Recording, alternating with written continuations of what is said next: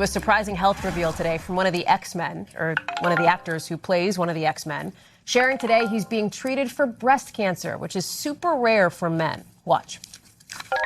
I have some bad news. I start chemo today.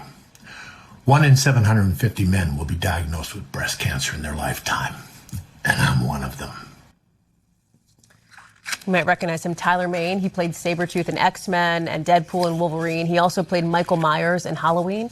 Well, Mane says at first he wanted to keep his diagnosis a secret. He says he felt embarrassed.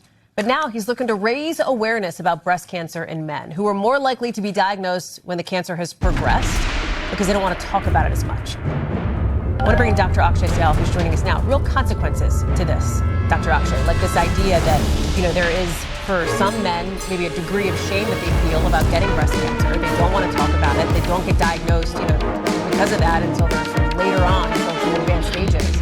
And Mane says it was actually his wife who pushed him to get this lump removed.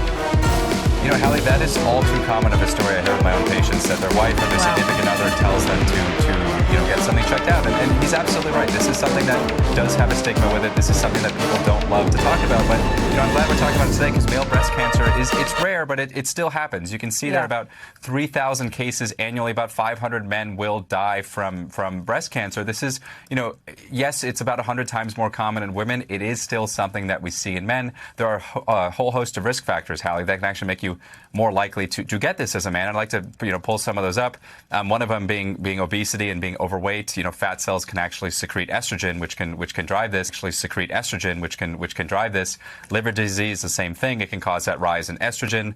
Certain conditions, Hallie, that affect the testicles. Maybe one didn't descend properly. You had one taken out. And finally, radiation treatment. If you had lymphoma, maybe in college, and you got radiation to the chest, that could make you more likely as well, Hallie. Mane suggested that doctors initially kind of brushed this off. I wonder if you can speak to that, the idea that, talk